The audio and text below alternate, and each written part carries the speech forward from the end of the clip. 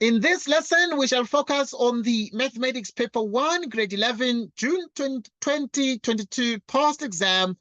It was written out of 100 marks in 2 hours in the Gauteng province in the Republic of South Africa. And we proceed to solve the entire paper from the beginning to the end as follows. Question 1 said, for which values of x is this expression real? Right, so let us analyze this and look at what this is supposed to mean. Any quick answers from you students? What do you think? When is it real? For which values of x is this expression real? Okay, so this expression is real surely if because it's a square root, so we must make sure that everything, it is real if everything under the square root is greater or equal to 0. First and foremost. Like so. It is real if everything is greater or equal to 0. Then it's real, like this.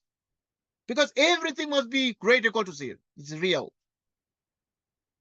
But in this inequality, the couple of things we need to take note of. The denominator is already greater or equal to 0 because it's a perfect square. Now, for this to surely be always greater or equal to 0, we only require that the numerator be greater or equal to 0 because there's no square there and it can, by accident, become negative. If x is -4, -4 plus 3 is -1. Okay, if x is -4, -4 plus 1 is a -3. You square -3, you get a 9.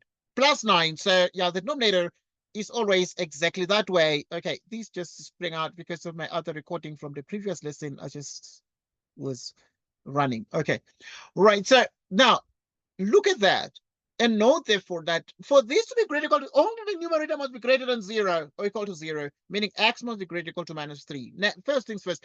Next, we require that the denominator, if each time there's a rational expression, we require that the denominator be different from 0, meaning we require the denominator must not be 0.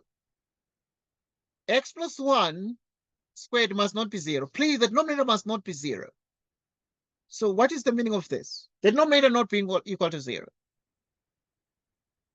It means that x is not -1.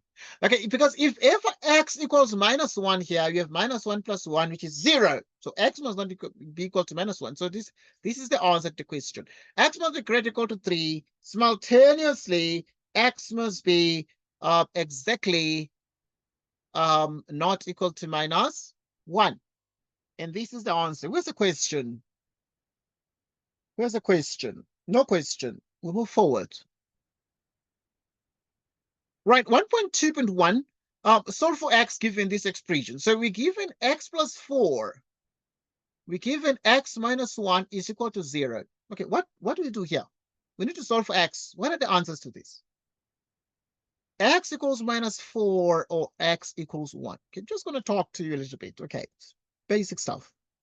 So next question. So yeah, here we're to solve for x given this. So x is -4 or x is 1. Okay, so they're going to obviously give you something to get your skills shown on solving equations. Quadratics first. Correct to 2 decimal places, solve this one. So we have 3x squared minus 2x equals 14. Okay, so this is 3x squared minus 2x minus 14 equals 0. Meaning x is minus b plus or minus the square root of b squared minus 4ac out of 2a, which is minus 2 plus or minus the square root of -2 squared minus 4a minus 14. Okay, so here you have a minus 14, like so, and this is all over twice a, and a is 3. Like so. Okay, what then do we do out of this? We're able to make certain observations. And the observations are that these can be simplified because there's a 2, and there's a 2 that's going to come from here. This simplifies to 1 plus or minus the square root of 43. Maybe let me write a little bit more steps here. Let me write a little bit more steps. So what we then have is negative, negative, which is plus, plus or minus. You divide by 6. You have the square root of, this becomes 4 times 43 using a calculator.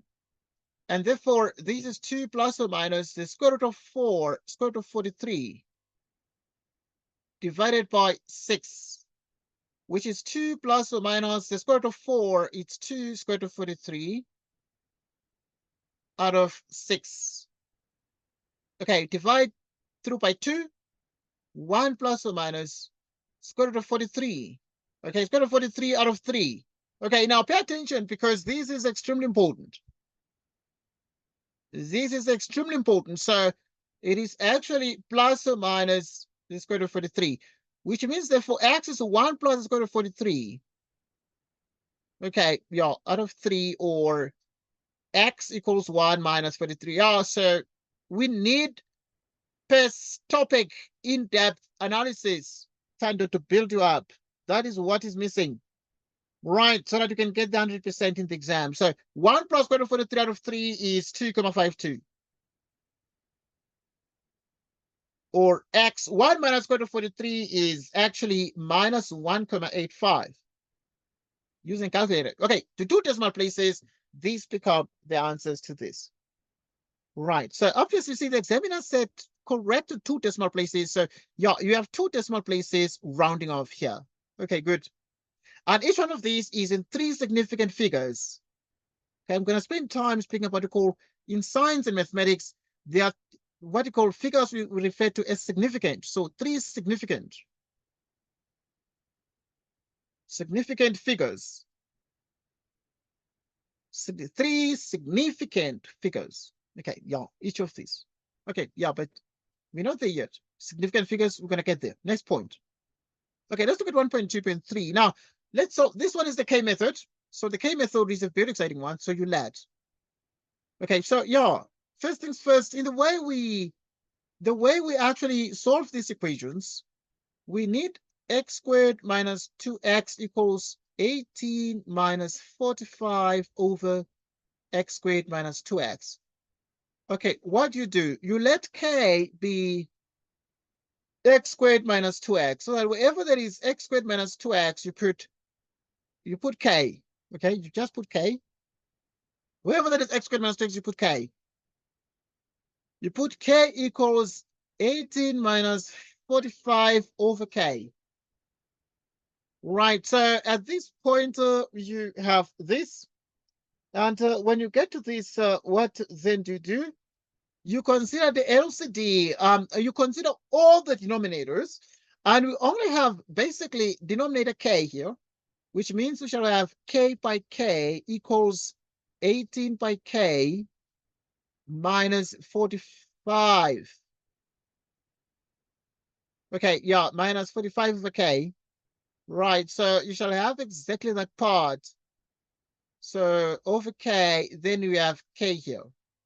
Okay, we have k by k, which is exactly k squared, which is 18k minus 45, which is k squared minus 18k plus 45 equals 0. And then you have this.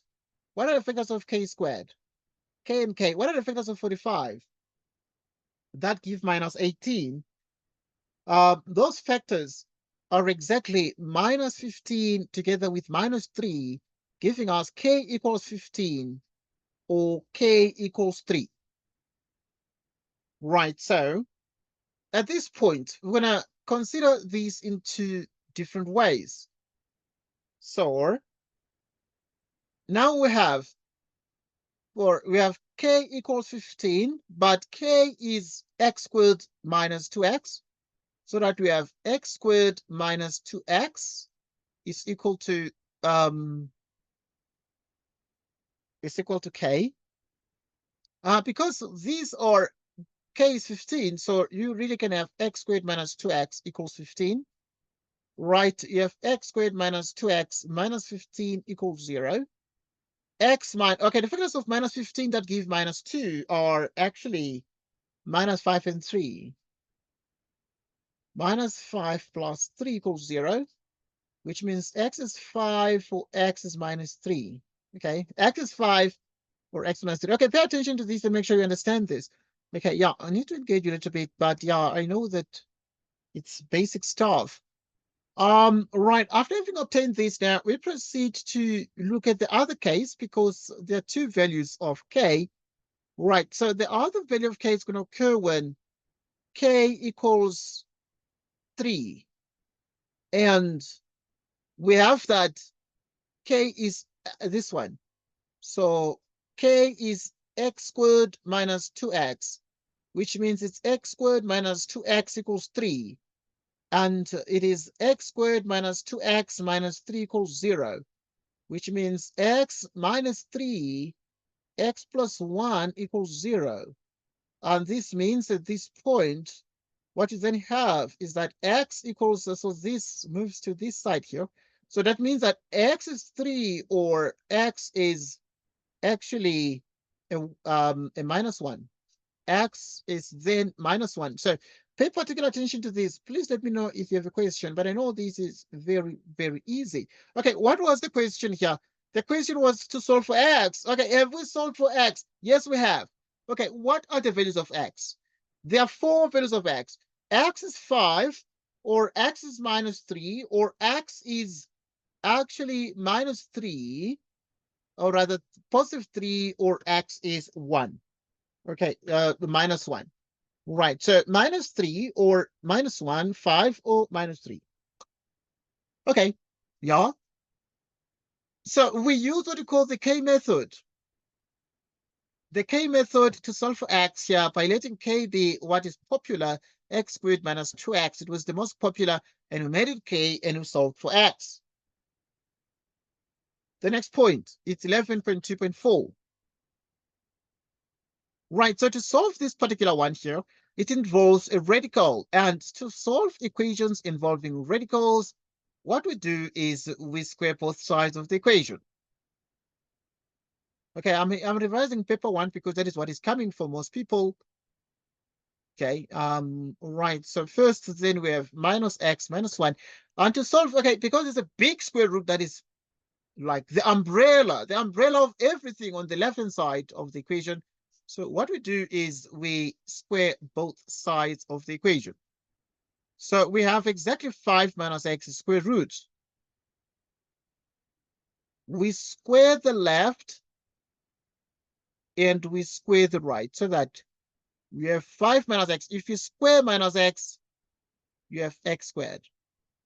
You multiply this by that, multiply by 2, and minus x times minus 1 gives us plus x times 2, they give us 2x plus 1, x squared. Okay, collecting like terms, etc. You have 2x, and this x becomes plus x plus 1 minus 5 equals 0, giving us x squared plus 3x minus 4 equals 0. Okay, let us get these vectors quickly. Vectors of x squared are x and x. The vectors of minus 4 that give 3 are plus 4 together with minus 1. And at this point, we're able to see that x is minus 4 or x is 1. Okay, I want to mention something in passing here, but something very pivotal in the way we do factorizations. If you have x squared plus 3x minus 4 equals 0, there are a couple of things that remain important for us. What are they? Right, first we multiply x squared with minus 4, and we get actually minus 4x squared. And if you multiply x squared with minus 4, we look for the factors of minus 4x squared, factors of minus 4x squared that give plus 3x. And those factors are as follows. Right, so those factors are precisely 4x together with minus x. Because 4x times minus x, they give us minus 4x squared. Yet, if you add these for the middle term, right, 4x minus x will give us 3x. And this, as a consequence, gives us x squared plus 4x minus 4, this equals 0. Pick out x and you have x plus 4. Pick out negative and you have x plus 4 equals 0, giving us x plus 4. X minus 1 equals 0. X is 1.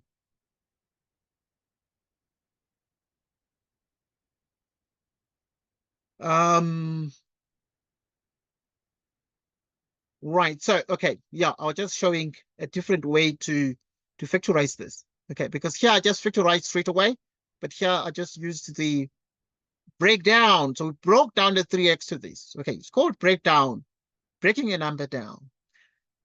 We need to check our solutions always after squaring both sides. Always. Okay, but now you take the 1 and you put here. If you put 1 the original, you can see it minus 1 here. But if you put 1 here, it becomes 5 minus 1 is 4. Square root of 4 is 2 plus 1, which is actually exactly a 2 plus 1 is a 3. Okay, and 3 is not equal to minus 1. So yeah, so x is not that, but x is minus 4, because if you put minus 4 in the place of x here, you have minus times minus 4, giving you a 4. If you put minus 4 here, you have 5 minus into minus 4, which is the square root of 9. Square root of 9 is 3. 3 plus 1 is a 4. 4 equals 4. And this one is brilliant. So in other words, I mean, one can say 1 is not applicable as a solution there, or x is not equal to 1, to exclude the 1 there. Okay, next we do 1.2.5. In 1.2.5, look, we have exponentials. Let's spend time on this. We have 3 to the power 2x plus 1 minus 4 times 3 to the power x equals minus 1. Now, the couple of things that remain very important. And to deal with this, we need to always break down. Always break down. I tell students, I was dealing with grade 10s earlier on today. And I told the grade 10s, please break the things down. So you're going to have 3 to the power 2x times 3 to the power 1 minus 4 times 3 to the power x plus 1 equals 0. Upon careful examination, we're able to see therefore that this is 3 to the power x squared like this, and you can put a 3 in front, minus 4, you can put a 3 to the power x in parentheses, plus 1 equals 0. At this point, we actually use the k method, the k substitution. So we let k be 3 to the power x, right? And if we do that, it becomes exactly 3k squared. Wherever there is 3 to the power x, you put k, so that it becomes 3k squared minus 4k plus 1 equals 0. What do we do next? We do factorization. We can get back to the basics a little bit. We take the factors of 3. We take 3k squared, we multiply by 1, and that gives us 3k squared. If you multiply 3k squared by 1, we look for the factors of 3k squared. That will give us minus 4, and those factors are obvious.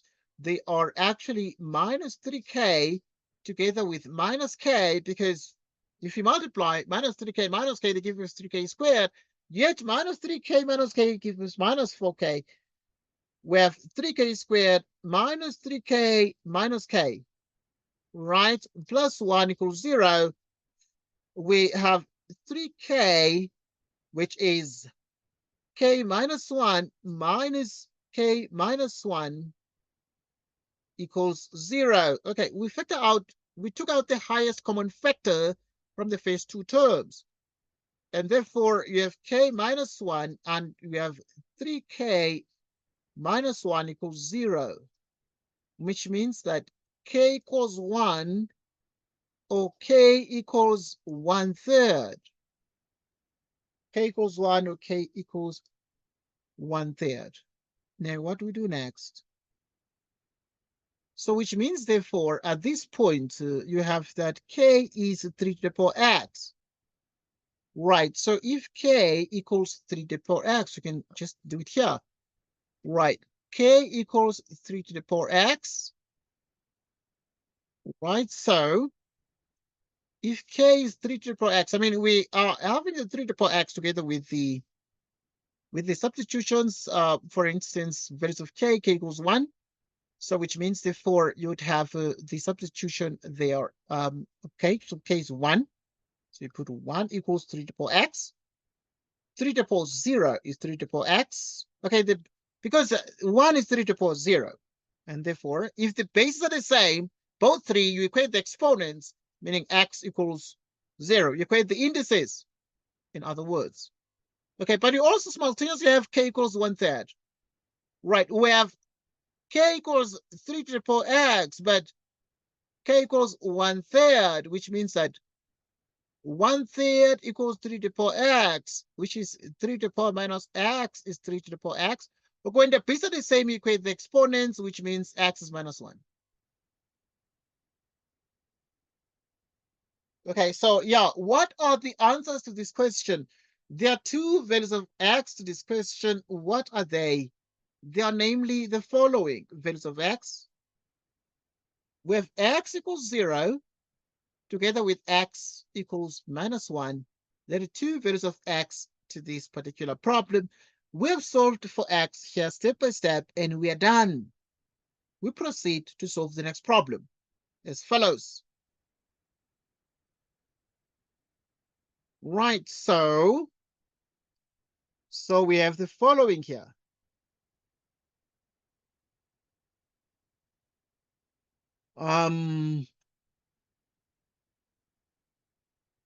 Right, so at this point, we're looking at 1.2.6, and we are trying to solve for x given this. Yeah. Right, 1.2.6, we want to solve for x given this. Right, so we have the following. Right, we have x squared minus 3x is less equal to 0. I'm going to use the standard approach that is expected from you. And at this point, what we do is we always take out the highest common factor here because these are only x terms. Each of the terms consists of the factor x. So do that. Take out the highest common factor. And there are certain things we call critical values. Critical values. Critical values would be x equals 0, x is 3. Okay, so you have 0 together with 3.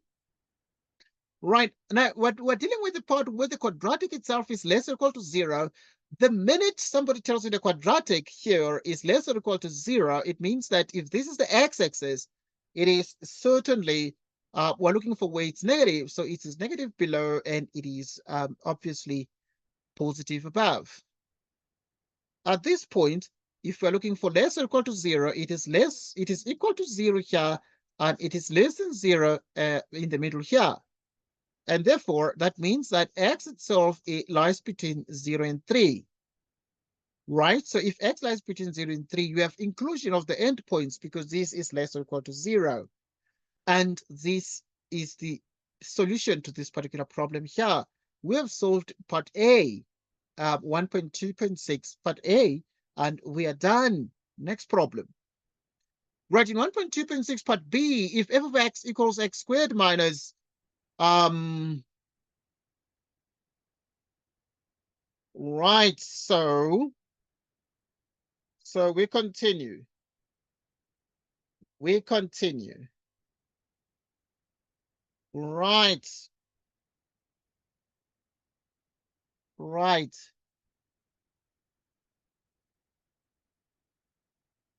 Okay, we'll continue to the next one. The next one is question B.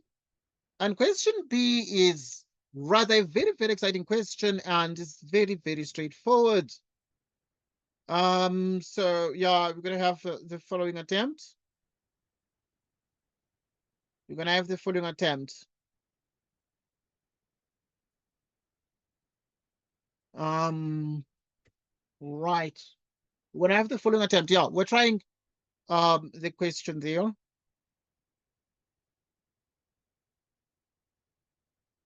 Right. So yeah, at this point, right, we're gonna look at part B of this.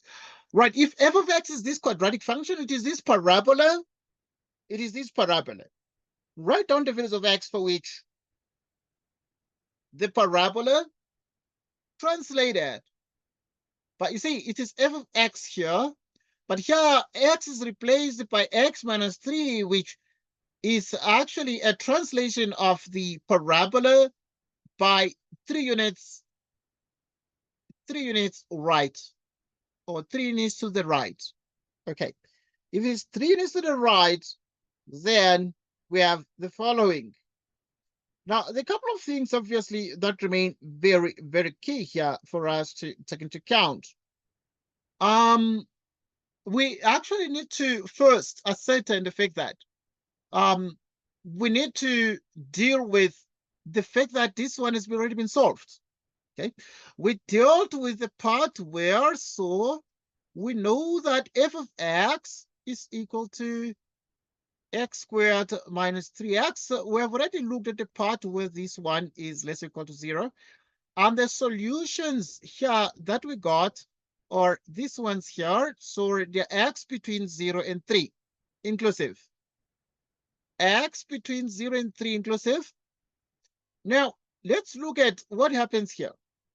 Okay, here we are having x replaced by x minus 3, which means we have x minus 3 squared minus 3x minus 3 is less or equal to 0. Right, so at this point, what is this? Well, it means that every x is replaced by x minus 3. And you remember the quadratic here? It was having 3, 0, 3 here. And we were dealing with the bottom part of it. Okay, but now if you then say that this is actually now translated 3 units, right? Or 3 units to the right. So you're going to take this one 3 units to the right. So if this is 3 here, right, if this is 3 here, then what you're going to have is 3 units to the right.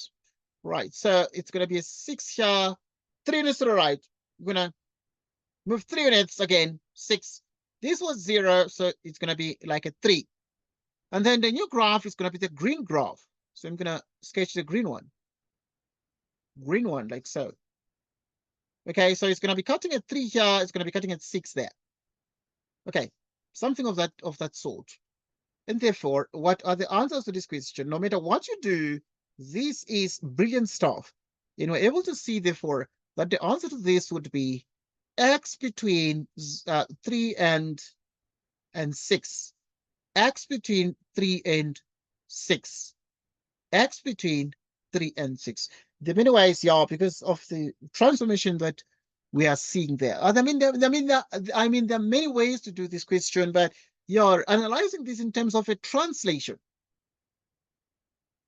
A translation of f of x, of f, just of f, by 3 units to the right. Okay, it yields the result. I mean, the translation is also called the transformation. It's also called a transformation. Okay, so we look at the next point. Right, and to solve the next problem, we're going to look at 1.3. Right, in 1.3, I mean, there are a couple of things that remain important. The sum of two numbers is minus 10, and the product of the same numbers is minus 600. Determine the value of the two numbers. You can guess this one for 5 marks. They don't want to do this at grade 10, at grade 11, at matric. They just have that one word sum, one word problem, and they ask you to solve the word problem. Let's take a look. So if the sum of two numbers is minus 10, so you let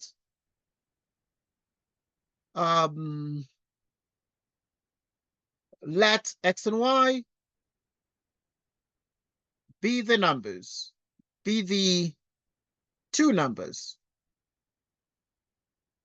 Let x and y be the two numbers. We get the sum because it's the sum of the two numbers is minus 10. So in other words, if you add the two numbers, you get minus 10. And the product of the same numbers is is minus 600. Okay, you see now, I'm doing this with you. I'm doing this for you. And you need to have your own time and to do this during your own leisure, you know, and and give the answer so that you can see what to do. We can see how well you improve. I'm just teaching, talking. Okay, now at this point, x equals minus y minus 10. You can have that one. By transposition, we can move y to the other side, making it negative. So, and then it becomes minus 10, minus y minus 10. Call this one the first equation and call this one the second equation. Substitute equation 1 into 2. Okay, substitute equation 1 into equation 2. Substitute equation 1 into equation 2. Okay, so it's minus 600. Okay, x is minus y minus 10. So if there's x, you put minus y minus 10. Y equals minus 600, which means that you have minus y squared minus 10y equals minus 600, which means that, okay, you transpose these ones to the other side, giving us y squared plus 10y. Okay, y squared plus 10y minus 600 equals 0. Okay, we have a chance, but a perfect chance to factorize this here, which means you have y squared plus 10y minus 600 equals 0. Okay, and so we need to factorize this. And to factorize this right now, we look for the factors. I'm not going to waste a lot of your time, but this one is easy. The factors of minus 600 that give 10 are y minus 20 together with y plus 30. Minus 20 and 30 give us minus 600, yet 30 minus 20 is 10. And the result is 0, meaning y is 20 or y is minus 30. Okay, pay particular attention to that and make sure you understand that. So we move then forward to analyze this even much further. Now, if we have this, so x is what? Is minus y minus 10. So at this point, if you do substitution, x equals minus, what is y? Is minus 20 minus 10, and this is minus 30. Or x equals minus y minus 10, but the y is minus 30, so is minus 30 minus 10, and therefore x is 30 minus 10, and 30 minus 10 is what? Is 20. Okay, we're able to see that we have the following answers here. Wherever we have y equals 20, wherever we have y equals 20, x is minus 30. So we got y equals either 20 or minus 30. All right, so that we have x equals, and x equals exactly 20. So minus 30 and 20, 20 minus 30. And that's the answer to the question. Right. 20 minus 30, and 20. So we proceed to solve the next one. Right, so in the next question now, we need to simplify completely without the use of a calculator, and we have the following radical equation. We have the following radical equation. In this radical equation, we are expected to solve completely without the use of a calculator, so we give in this expression and let's proceed to solve. Right, to solve this one here, we have 2 times the square root of 8 minus 4 times the square root of 32 plus 3 times the square root of 50. Pay attention. What is the square root of 8? It's 4 by 2 because 4 is a perfect square and therefore has a rational root, a rational square root. 32 is actually 16 by 2, perfect, because we know 32, 16 is a perfect square and therefore has a rational square root. 50 is 25 by 2 because we know the rational square root concept. We break these down to square root of 4, square root of 2, square root of 16, square root of 2, 3. Square root of 25, square root of 2. And therefore, this is the square root of 4 is 2. Square root of 2, 4. The square root of 4 is, the square root of 16 is 4. So square root of 2, 3. The square root of 25 is 5 times the square root of 2. 2 by 2 here gives us 4. The square root of 2, 4 by 4 is 16. The square root of 2. Okay, here, when I have exactly 16 minus 16, the square root of 2, 3 by 5 is 15. The square root of 2, like so.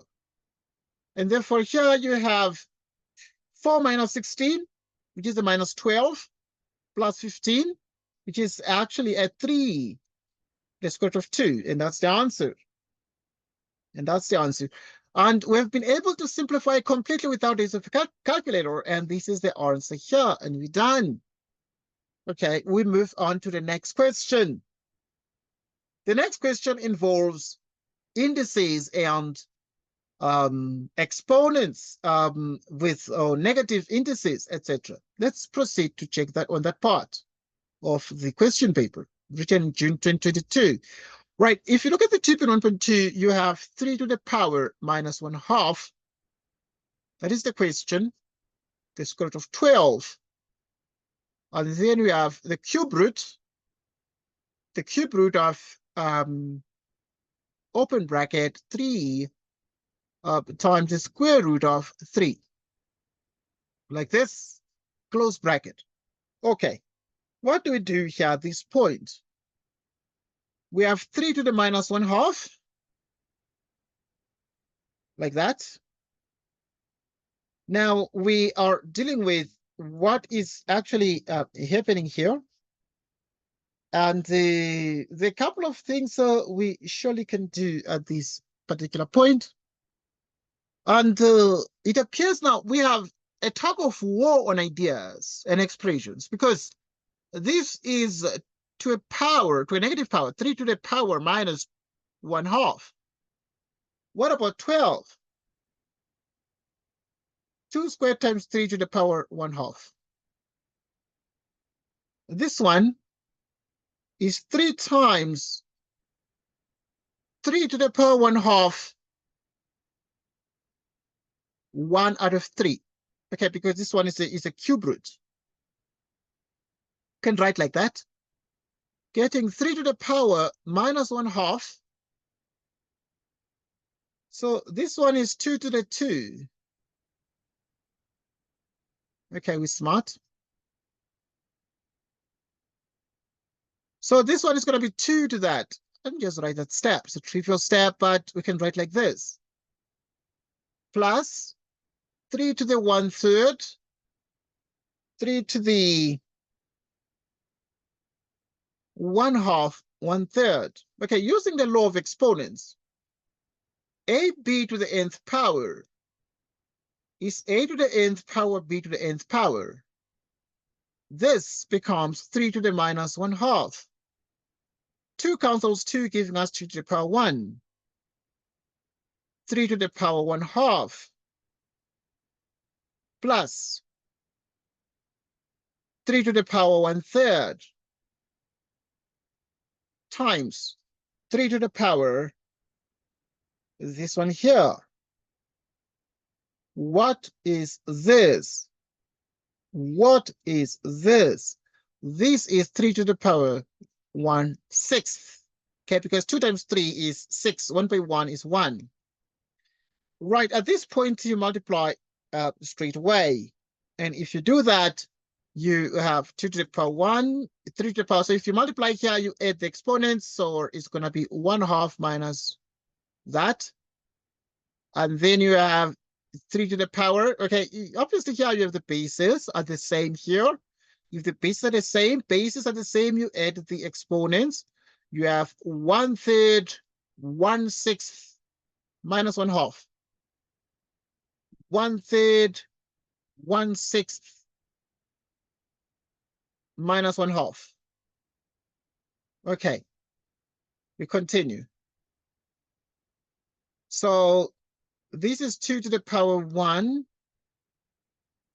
3 to the power 0, because 1/2 minus 1/2 is 0, plus 3 to the power. Okay, you have everything here. Let us check the top here. 6 divided by 3 is 2 by 1. 2 plus 6 divided by 6 is 1 by 1. Minus 6 divided by 3 by 2 is 3 by minus 1 is minus 3. And this one is 2 plus 3 to the power. 3 minus 3, 0. Okay, everything becomes 0. And therefore, this one here is 2 plus 1, and 2 plus 1 is a beautiful 3. And 3 is the answer. And 3 becomes the answer to the problem.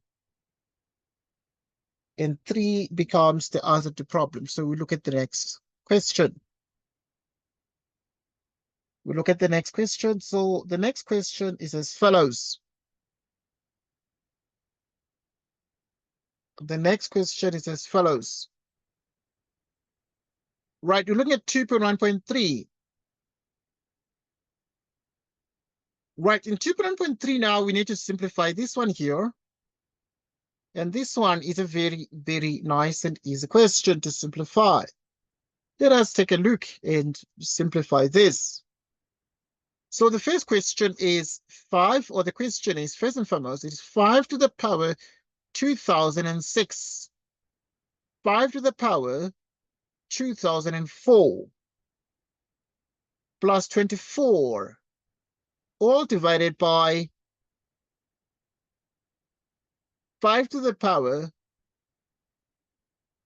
2004 plus 1. There are too many things to be done here.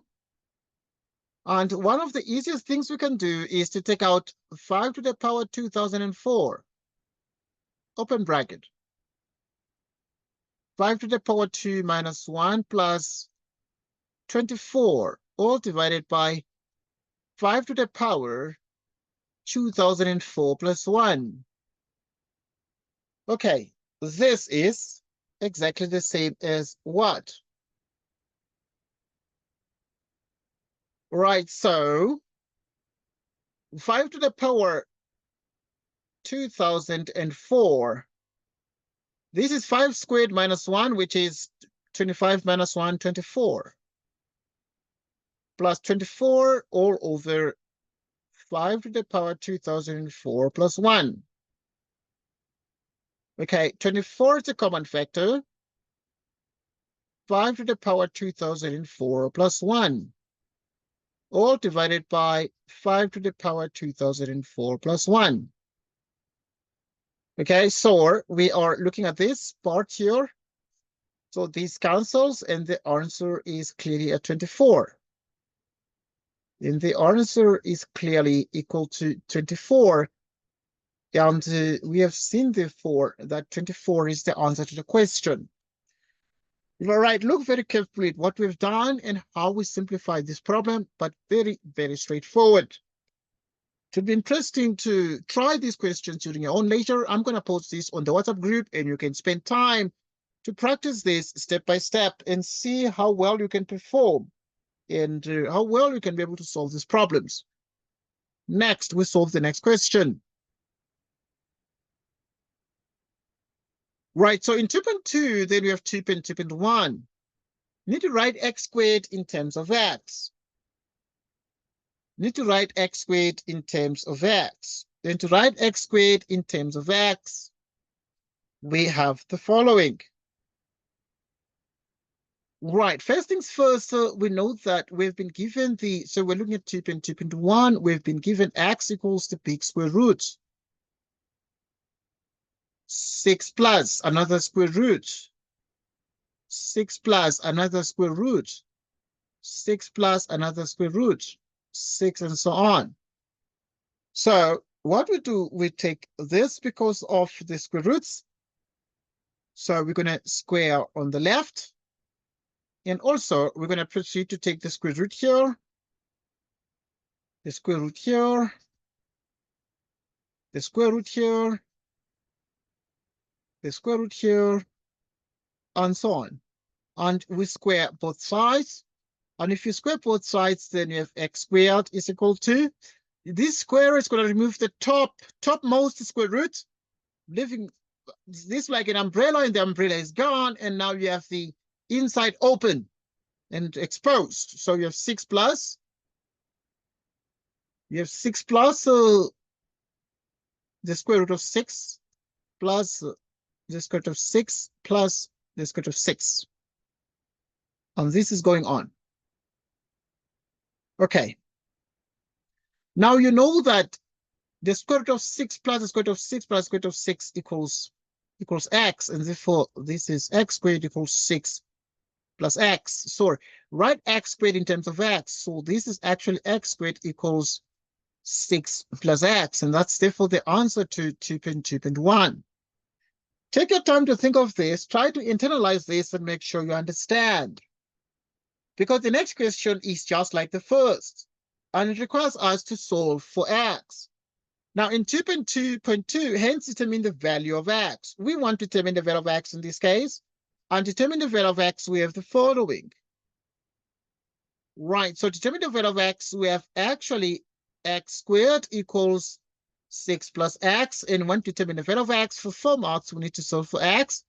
This is x squared minus x minus 6 equals 0. And this is actually minus 3 x plus 2 equals 0, which means x is 3 or x is minus 2. And this is the answer. So determine the value of x, and we can see that x is 3 or x is minus 2. But since x is actually equal to positive square roots, it means we can certainly say that x is not minus 2. But also, you see, these square roots, like you're having an infinite number of square roots. Okay, now having an infinite number of square roots means, therefore, that all the square roots themselves, if you add all of them, the answer is just 3. The answer is just 3. Right, so we continue to solve more problems, and we look at the next question, which is 2.2. We've already solved, and we look at the next question. The next question is 2.3. Given rectangle PQRS with QR. Right, QR is actually the square root of 8 minus 1. RS is the square root of 8 plus 1. Determine the length of any diagonal of rectangle PQRS. Determine the length of any diagonal. Right, leave the answer in simplet set form. Right, so the couple of diagonals you can consider. You can consider that diagonal there, but also you can consider this diagonal over down here. Now, and find the length of each one. Obviously, we know very well that what we're dealing with is a rectangle, and therefore the interior angles of a rectangle are all right angles. And this is pretty straightforward and very obvious. But how do we then make use of this important result? We proceed to use what we call Pythagoras. If we have right-angled triangle. Right, so if we have right-angled triangles, we use what we call a Pythagoras theorem. Right, so using Pythagoras, we're able to see that we have the following. Pythagoras says that x squared plus y squared is r squared. This you can view as, because it's vertical, it's y, and this is horizontal, it's actually x. meaning the x is the square root of 8 plus 1. The x here is the square root of 8 plus 1. So in other words, wherever there is x, we're going to put the square root of 8 plus 1. You square this. The y is the square root of 8 minus 1. You square this, and the result is r squared. And this r squared here, you can view it as a diagonal. What diagonal would that be if we confine ourselves in a specific triangle? Now, often than not in exams, it is very important to tell the examiner the triangle you choose to work in. So we're going to say in triangle RQS or in triangle QRS. Like so. Right, giving us exactly what we want. So if you have the x squared plus the y squared, it is equal to QS squared. So if you square this one here, which means that you have 8 plus 2, the square root of 8 plus 1 plus 8 minus 2, the square root of 8 plus 1 equals QS squared. Okay, now there are a couple of things that remain key to us. These guys cancel out. 8 plus 8 is what? It's 16. And 16 plus 2 is what? It's exactly 18. So with 18 equals QS squared. Okay. Now, what then are we able to achieve out of this? We square root the left, but we also square root the right-hand side. Upon careful examination, we have the following. Right, so we have the square root here of 18, which is actually the same as what? Now, 18 can be seen as exactly 9 by 2, and this is the square root of QS squared. What is the square root of this? So it's square root of 9, square root of 2 equals the square root of QS squared is actually the same as QS. Okay, now let's analyze square root of 9, which is actually 3 the square root of 2, and this is actually QS. Pay attention right now as we get to the depth of this. We're able to see, therefore, that this is exact. Now, remember that you must leave your answer in simplest set form. And therefore, the conclusion is therefore that QS, which is indeed a diagonal, is 3 the square root of 2. But remember that these diagonals themselves are actually sides and dimensions. Because their dimensions, they are sides of a triangle, and they are measured in units with length. So it is 3 to the square root of 2 units.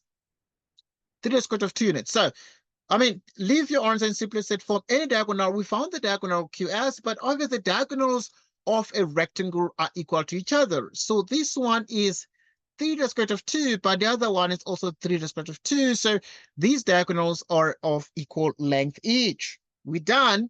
And once again, for anyone who is going to even watch this video a little bit later on, they might be able to understand what the objective was. And also, they might be able to understand what we wrote here. So it is 3 the square root of 2 units. And we're done. Let's go to the next point.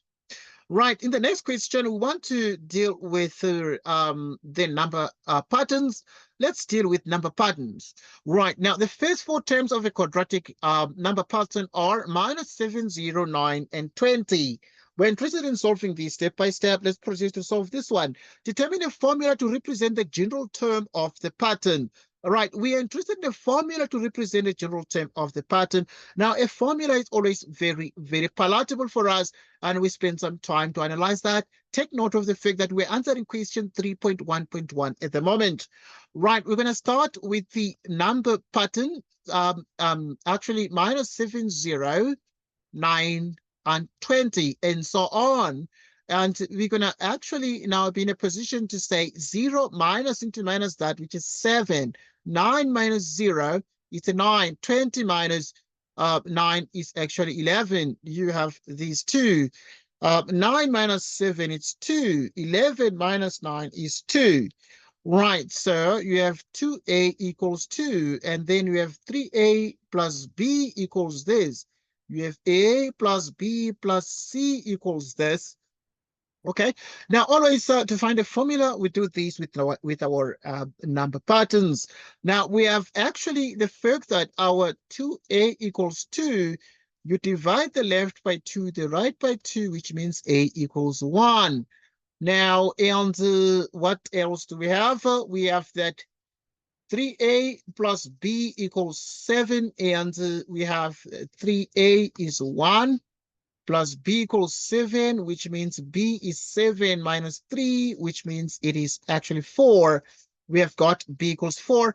And we have the last but not the least, which is the a plus b plus c equals actually minus 7. Take note of the fact that this is the first term of the quadratic number pattern. So we have a plus b plus c, and this equals minus 7.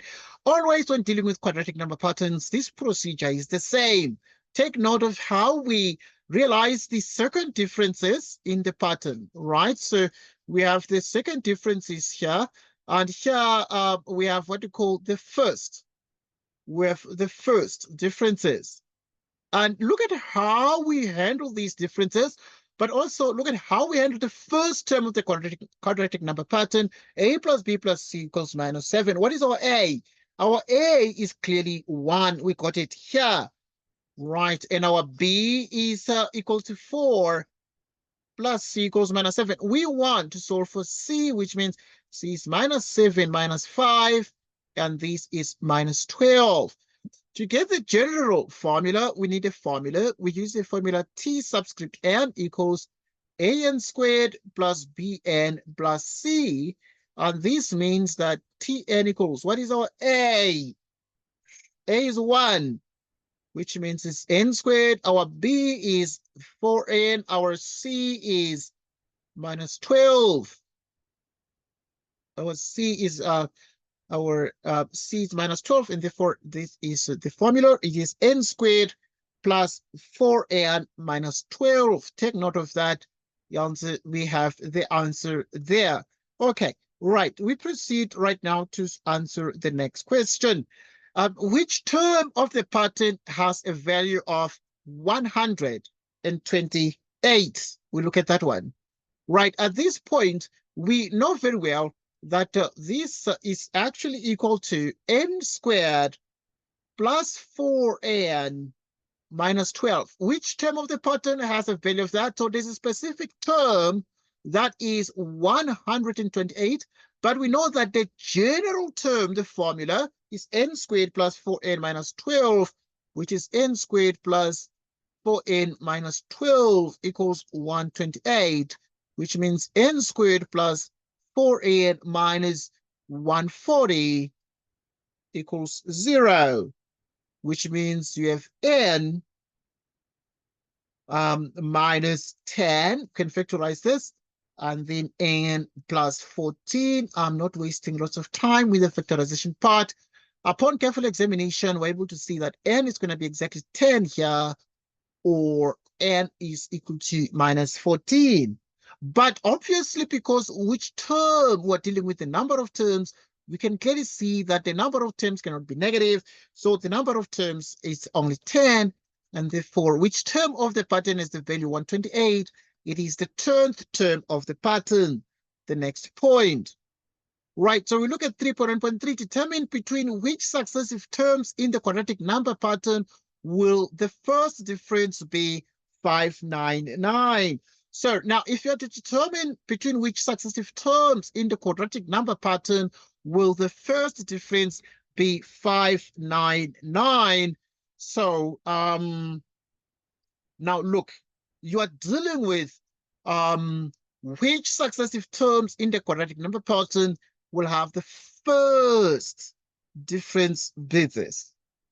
The first difference is that one. So now you are dealing with the first differences. Right, so now how do you therefore deal with the first differences? So we will take note of the fact that obviously it's for 3 marks. So you have minus 7, just writing out the quadratic number pattern, 0. Okay, I'm going to pose these questions again on the WhatsApp group. Now, for you to learn and understand these things, you need to do these questions again on your own. Okay, now you're watching me, but I'm going to pause the question because this is like a full question paper that I'm doing.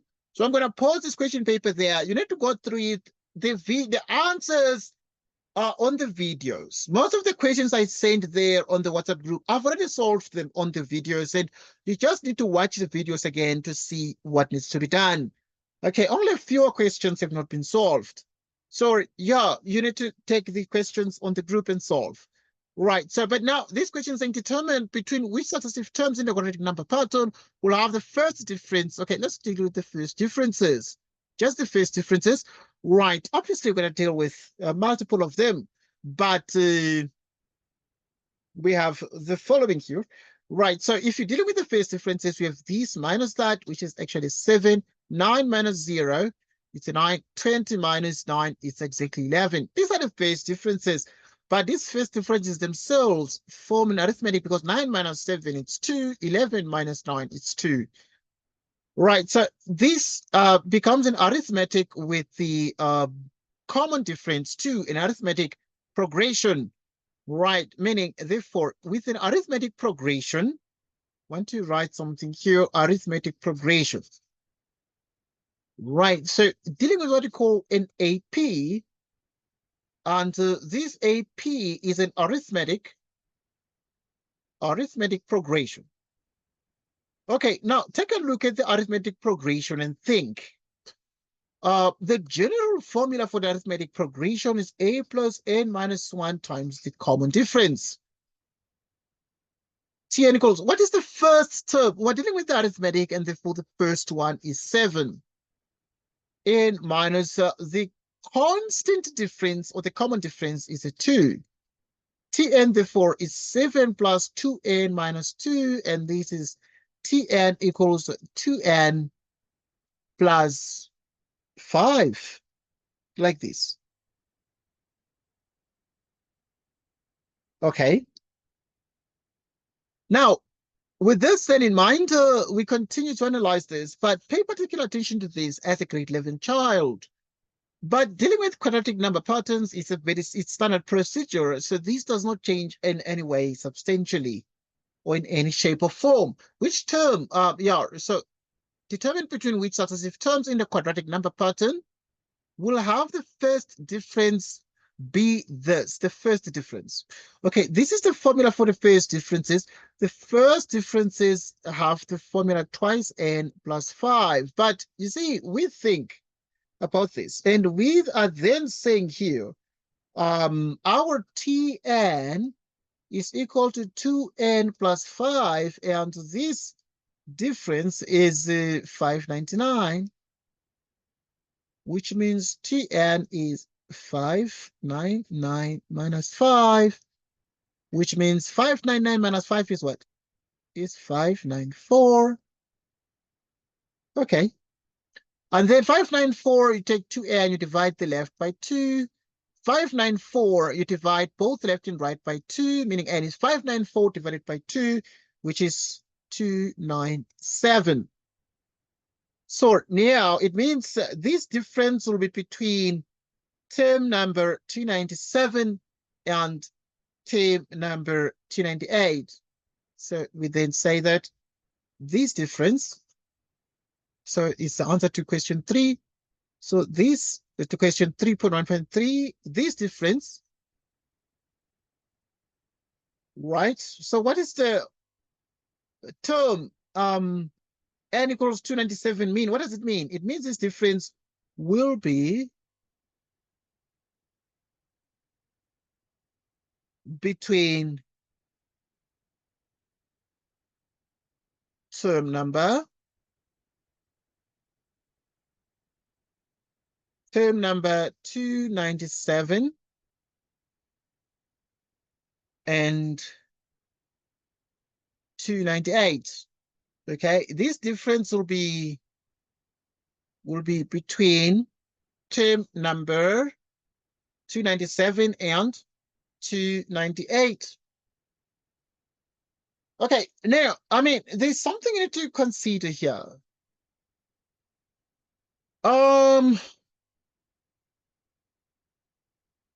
If the term number 2 here. This one is T2, and this one is T1, and this one is T3. Writing like here. T3 in the phase differences, in the sequence of the phase differences. But let's analyze and look at what that means. So term 1 here is between what? It is between, this is term 1, this is term 2, this is term 3, and this is term 4. Look, term 1 is between term 1 and term 2 of the quadratic. Term 2 is between term 2 and term 3. Term 3 is between term 3 and term 4. So term 1 is between term 1 and term 1 plus 1, which is term 2. Term 2 is between term 2 itself and term 2 plus 1, which is term 3. Term 2 plus 1, term 3. Term 3 is between term 3 and term 4, which is term 3 plus 1, which is term 3 and term 3 plus 1.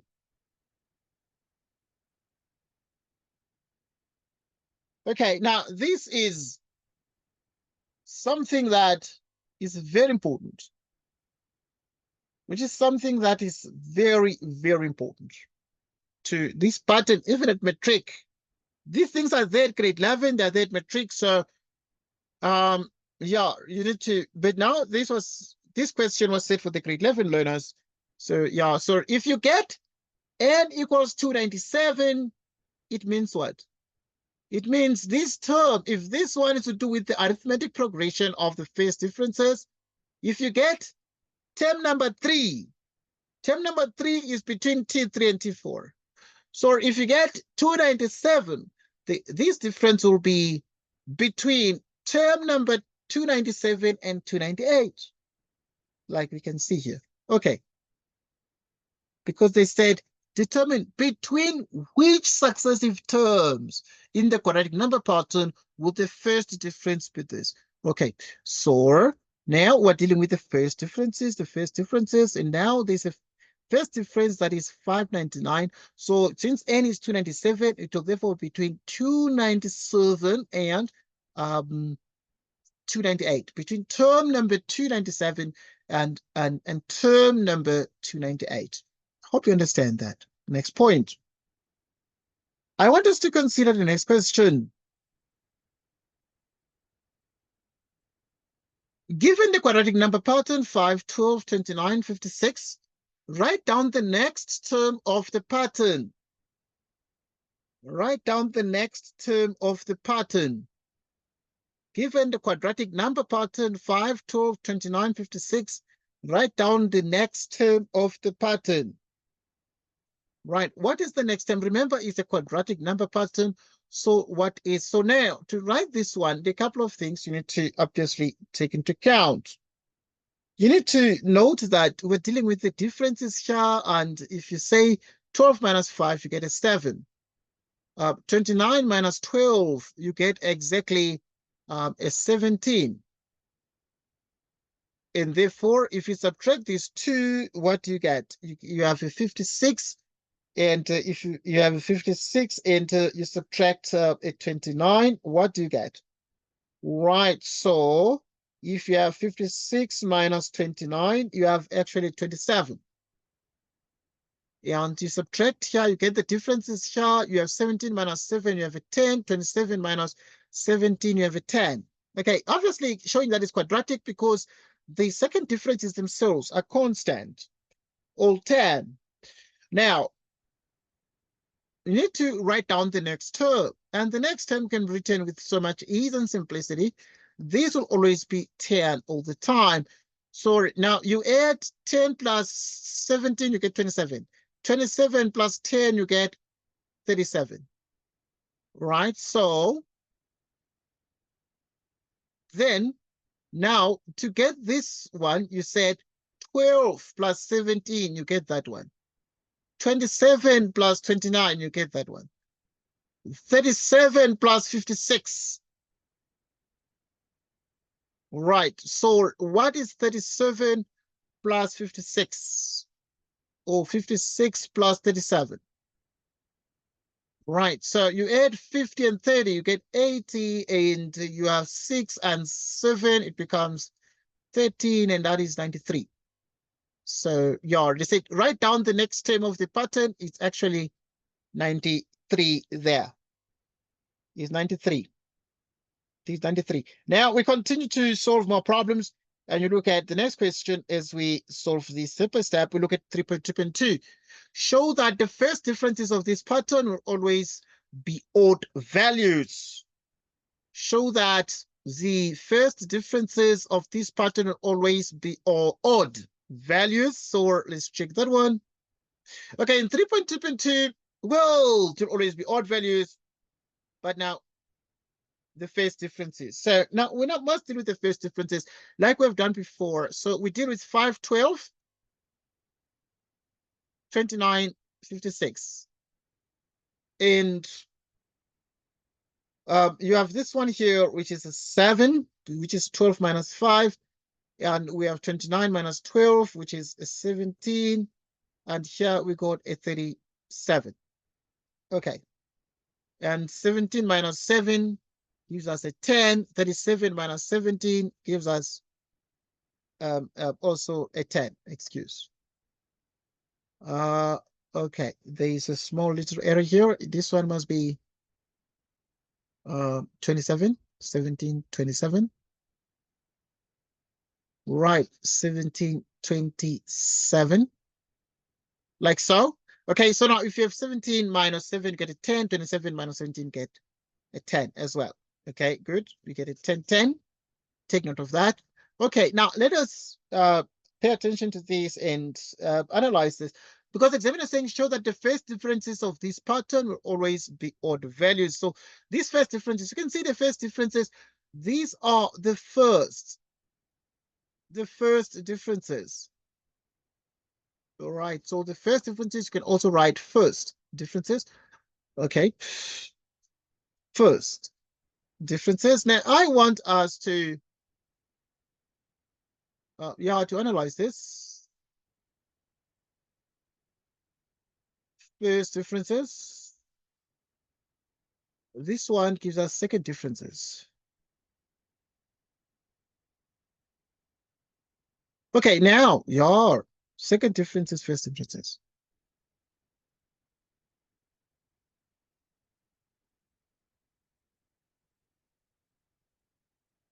Show that the first difference with this pattern will always be odd values. So if the first difference is, now we can see there are 17, which is an odd number, rather 7 is an odd number, 17 is an odd number, 27 is an odd number, and so on and so forth. Now the question would then become, you need to show that these will always be odd values. So yeah, it makes sense to deal with the general formulas. So we know that these are arithmetic, so they form an arithmetic progression, which is a plus n minus 1 times d. What is the first term of the arithmetic? It's 7. N minus 1, the common difference of the arithmetic is 10. Right, like so, so that you have this one here is actually 7 plus, distribute here, 10n minus 10. Okay, it's 10n minus 10.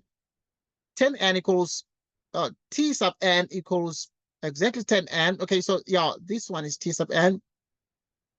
Right, so t sub n equals exactly 10n. Now 7 minus 10 is minus 2.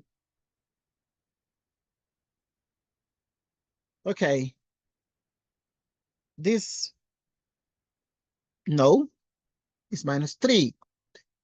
Okay, this one, please, is minus 3. 7 minus 10 is a minus 3. Just take note of that.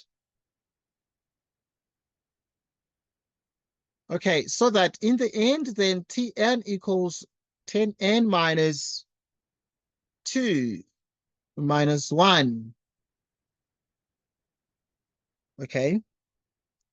And then we have Tn 2, which is the same as 5n minus 1 minus 1. Okay, because 2 is the common factor. It's the highest common factor. So the highest common factor is 2. in these first two terms, in these two terms within the parentheses here. So we have 2 open bracket 5n minus 2 close bracket. Right. So, and what we're able to see is thus the 10n, the 10n minus 2 is effectively equal to 2 open bracket 5n minus 1. Yet we make the observation that 10n minus 2 is even for any value of n. Is even for any value of n. Is even for any value of n. Tn is odd. Tn is odd. Is odd when Tn is odd when Tn is going to be 10n minus 2 minus 1. Okay, because we realize that this one is even, then if you have an even number, subtract 1, then it's going to be an odd number. So that's the reason. Because if you have an even number, 6 is an even number, subtract 1, it's going to be 5, which is an odd number. You have another even number, 8, if you subtract 1, it's going to be 7, which is an odd number. So you have these odd number patterns that sort of emerge out of this. Okay, yeah, but yeah, take note of these things and we continue. Right, if you look at the next first thing, question 4, given the linear pattern, which is 1 minus p, 2p minus 3, p plus 5, calculate the value of p. But obviously, this one is a linear pattern, and linear pattern is an arithmetic. Pattern. Okay, sometimes I'm going to ask you in the group to do these things, and you send them to me, and I mark so that I can be sure that you follow these things and you understand. Because if they then say, calculate the value of p, okay, in an arithmetic pattern, we have the following. Right, obviously, see, we're in an arithmetic pattern, guys, there are a couple of things that need to take into account. The arithmetic things that need to take into account are the fact that arithmetic progressions themselves have a first common difference, and we will note that. Hello, my dear. So you have a 1 minus p there. Yes, my dear. Yeah, my dear, after my class. Yeah, after 10. Yeah, after 10, so that we can make a plan, my dear. Okay. All right. Okay. Thanks, my dear. So So we have 1 minus p, 2p minus 3, and we have p plus 5. So we need to calculate the value of p. So right. So at this point, you need to calculate the value of p. So you can just find these first differences here. So you'll say like 2p, the whole thing here minus the whole thing there. So you can say 2p minus into minus p. So it's going to be like 3p. Minus p minus 1 is a minus 4. P minus 2p, which is a minus p. 5 minus into minus 3, which is plus 8. Okay, it's linear, so you don't continue. You just stop at the first differences. Right, so if you stop at the first differences, there are a couple of things you need to take into account. So you need to calculate the value of p, but because the differences themselves must be the same if it's arithmetic, so it means that 3p minus 4 must be equal to minus p plus 8, because it's arithmetic, so these things must be, the first differences must be equal to each other. So we continue. Right, so yeah, we collect like terms. So this is actually 3p plus p giving us a 4p, and this is 8 plus 4 giving us 12, which means 4p equals 12. Divide by 4 both left and right, which means p equals 3. Calculate the value of p, and we can see that p equals 3. All right, so we continue. So now at this point, okay, right, we have right. So obviously, you have to calculate the value of p, and we can see that p equals 3, and we have the following. We have the following. So right. Now, so right. So we have p equals 3 here. Write down the value of the first term of the pattern. Write down the value of the first term of the pattern. Right, so if you write down the value of the first term of the pattern, right, we already know that here p is equal to 3. So we can just substitute the value there. So now, for instance, the first term is 1 minus p, which is 1 minus, the p is 3. 1 minus 3 is minus 2. So the first term of the pattern is T1 equals minus 2. What is the common difference? What is the common difference? What is the common difference? Right, so the common difference at this point is what we can get. And the common difference can be seen with so much ease. So to find the common difference, you just need to get the first two terms and subtract them from each other. Let's proceed with that part of the question. So now looking at 4.2.2, then we're going to actually have here 1 minus 3, 2 times 3 minus 3, 3 plus 5. So 1 minus 3 is minus 2, 6 minus 3 is 3, 3 plus 5 is 8. So you can find T1 is minus 2, T2 is 3. Okay, to find the common difference, by definition, the common difference is T2 minus T1. T2 is 3 minus into minus 2, and this is actually 5 because this is plus 2, which is a 5. So, and that tells us clearly that the common difference is a 5. Explain why none of the numbers in this linear pattern are perfect squares. Explain why none of the numbers in this linear pattern are perfect squares. But like none of them are perfect squares, why? The examiner is asking us this question. Why is it that none of them are perfect squares? Let us explain that when we explain that part.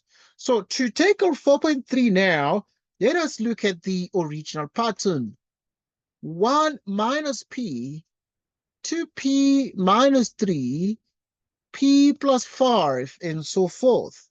Then we have 1 minus 3, 2, 3 minus 3, 3 plus 5, and so on. 1 minus 3 is a minus 2, 6 minus 3 is a 3, 3 plus 5 is 8, and so on. Okay, now we have this particular pattern. So explain why none of the numbers in this linear pattern are perfect numbers.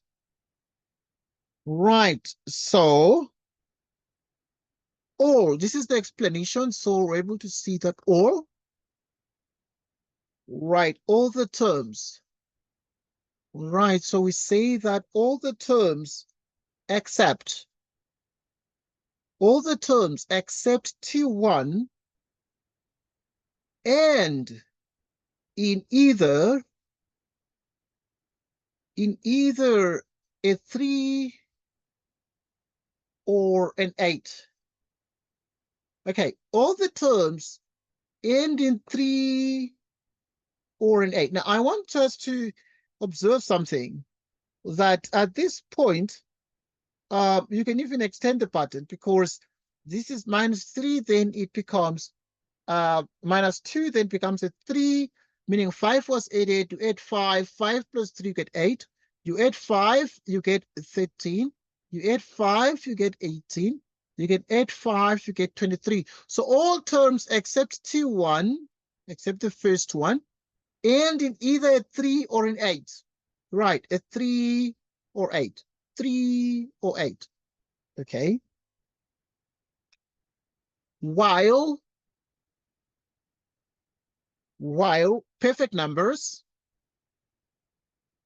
while perfect squares, while perfect squares end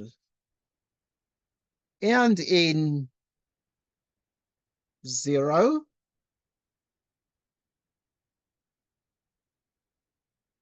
1, 4, 5 like 25, 6 like 16,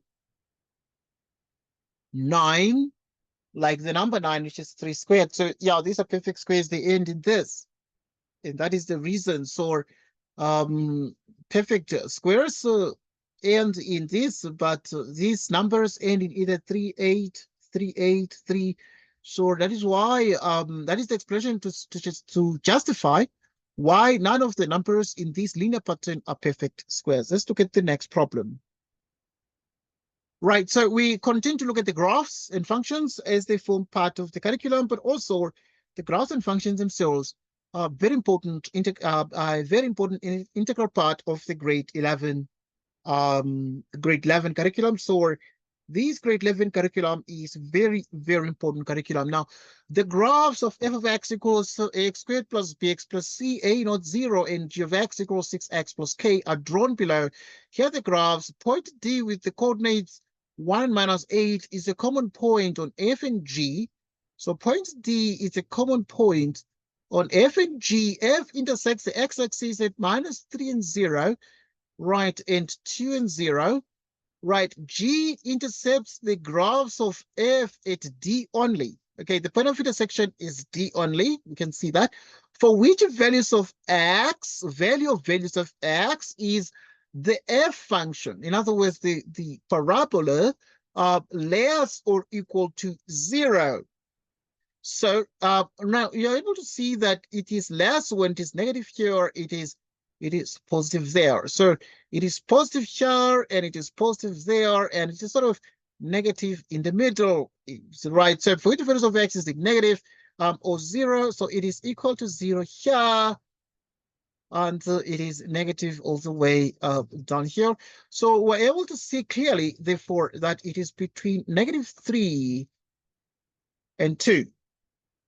It is between -3 and 2, right? So, I mean, the couple of things, therefore, that remain very important. So the answer to 5.1 would be between -3 and 2.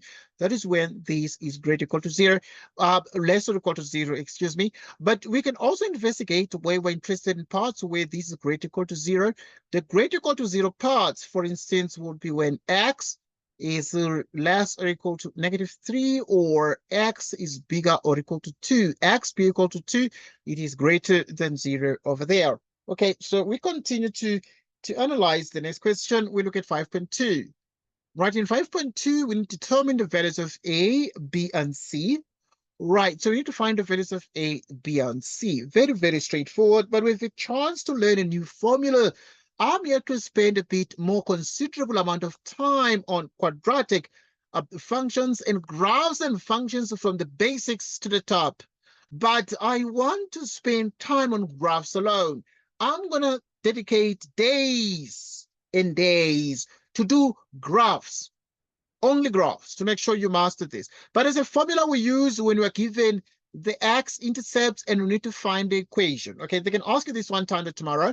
Given the x-intercepts, you need to find the equation. Use the formula x minus x1, open bracket, x minus x2, which means that y equals... Okay, I'm going to speak a mouthful about the quadratics here, and in view also of the notion of the turning points, I'm going to speak a mouthful. So at this point, you have a open bracket x minus x1. So x1 is -3 and x2 equals 2. So x1 would be -3. So you put a -3 like this, and x2 becomes a 2. This is x plus 3, x minus 2. Okay, right, we have this. And then now we need to realize, okay, it's not enough because we need to find the value of A. So the value of A has not been found. So we must realize, therefore, that this graph passes through. It actually passes through the point D. We need another point, an extra point, because we use the x-intercept, but we must use now the point D with the coordinates 1 and -8, which means you have x and y. So which means you have -8, which is actually 1 plus 3, 1 minus 2, which is -8 equals, what is 1 plus 3? It's a 4. 1 minus 2 is a -1, which is -4 equals -8, which is this, which is -8. We have -4, which means A is equal to 2. Okay, if A is equal to 2, then it means, therefore, you can write the answer. You put a 2 there. So you have 2 outside here, and you have exactly x plus 3, open bracket, x minus 2, x plus 3, close bracket, open bracket, x minus 2. Okay, now look at that and think carefully about this. But now I want us to quickly perform distribution here. And we want to just find the values of A, B, and C. So let us write these here. So we move these to the top like here. And this is actually y equals 2, open bracket, x plus 3x minus 2. And this is y equals x by x is x squared. X by -2 is -2x plus 3, which is exactly plus x minus 6, because 3 times -2 is a -6. And then we have y equals 2x squared plus 2x minus 6, like so. And we want to find the numerical values. So we're able to see, therefore, that A is 2, B is 2, and C is -6. Right, so we need the numerical values. We can see that actually here, A is 2, B is 2, C is -6. Okay, these are the numerical values. Give them some thought and make sure you understand these, because this is let me see. Okay, it's a -12 here. 2 times -6 is -12, please. Right, so, right, 2 times x squared is 2x squared, 2 times plus x is plus 2x, 2 times -6 is a -12. So 6 becomes, C becomes -12. -12, like so. Like so. Okay, so the next thing is that you need to determine the coordinates of the turning point of F. Determine the coordinates of the turning point of F. All right, to determine the coordinates of the turning point of F, like turning point is sitting here. I'm going to teach you 2 formulas to find the coordinates of the turning point, but you can use many other ways to do that. So, as a grade 11 child, you need to know that given a parabola, whose equation you already know, you already said it is exactly 2x squared plus 2x minus 12, giving us A equals 2, B is 2, C is -12.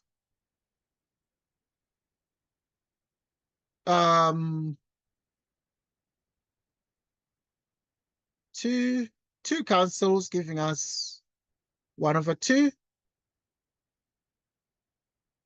which is 4ac minus b squared over 4a.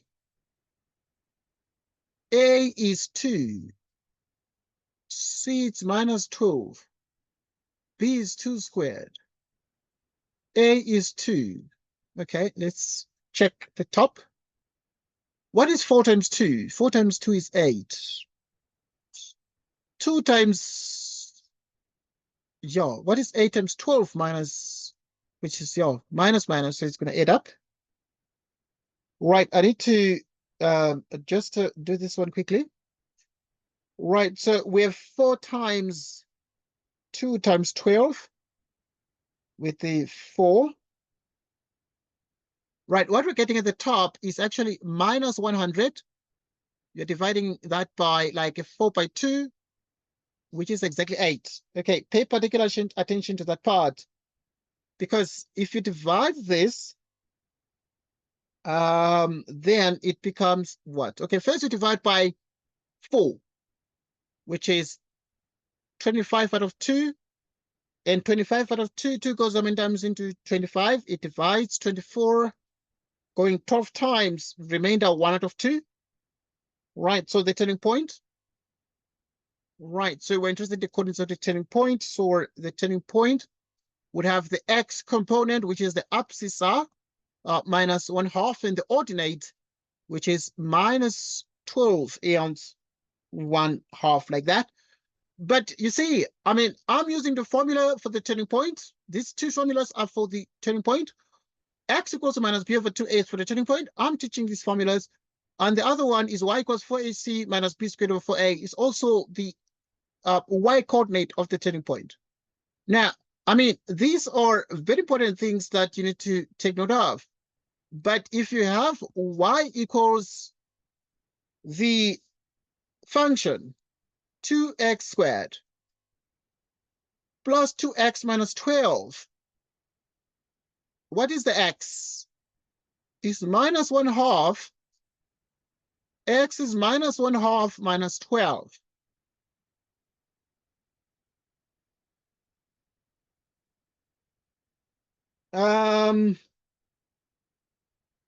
Then when you add everything here, let's just simplify this together.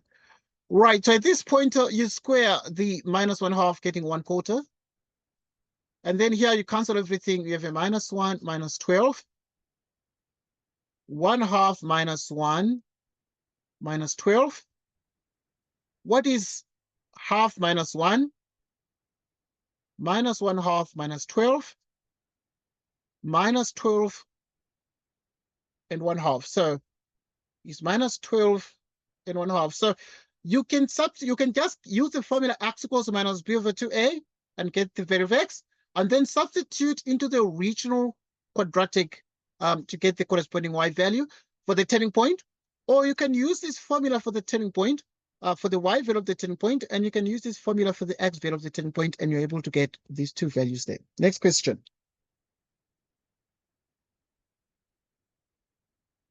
Write down the equation of the axis of symmetry of h if the h of x is equal to this. Write down the equation of the axis of symmetry of h. So now,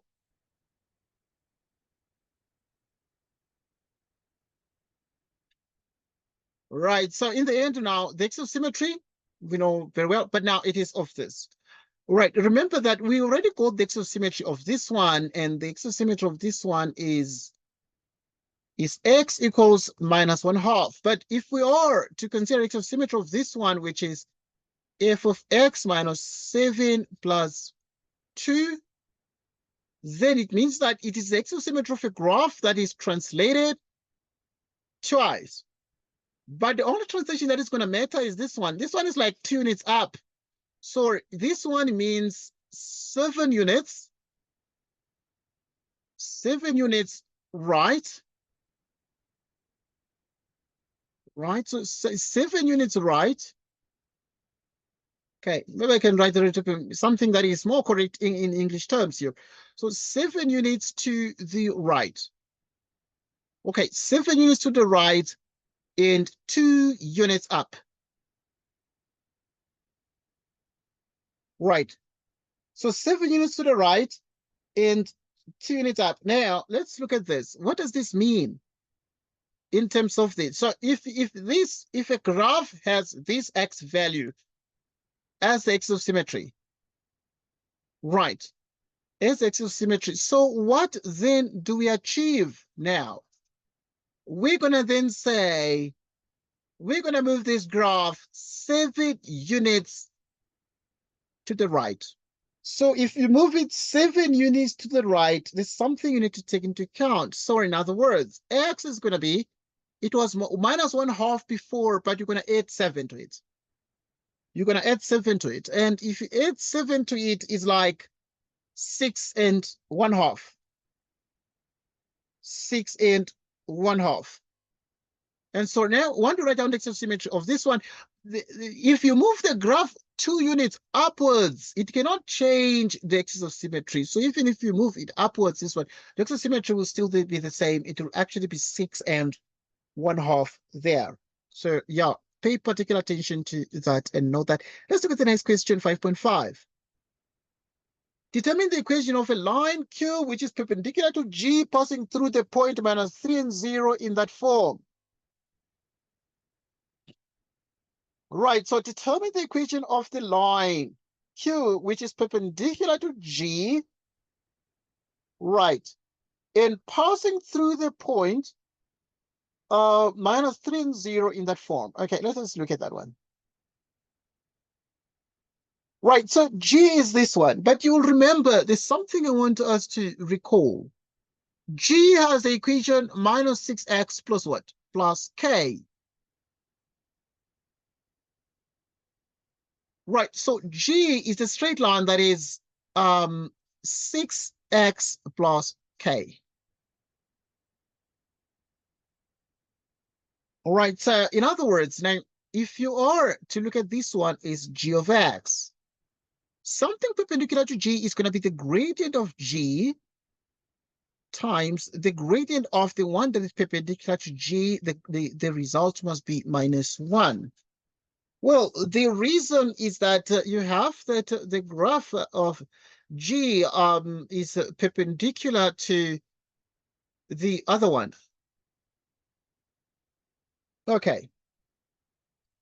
Now, the graph of G has the gradient, this one. So the gradient of G is 6.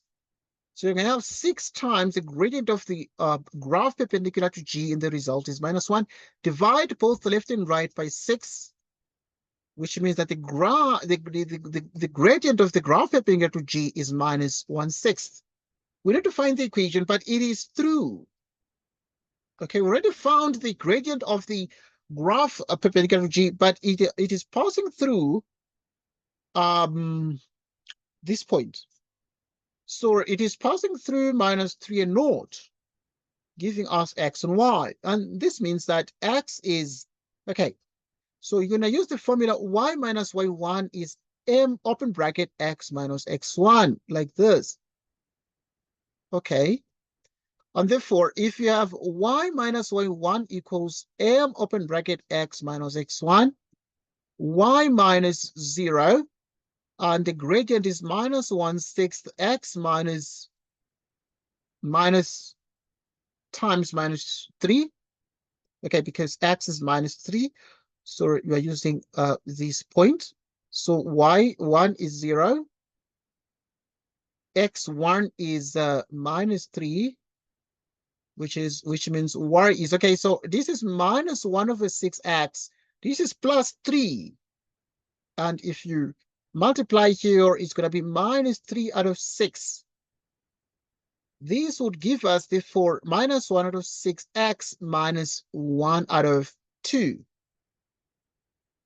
Okay, take note of that. And this is the equation we want. Okay, now what have we done here?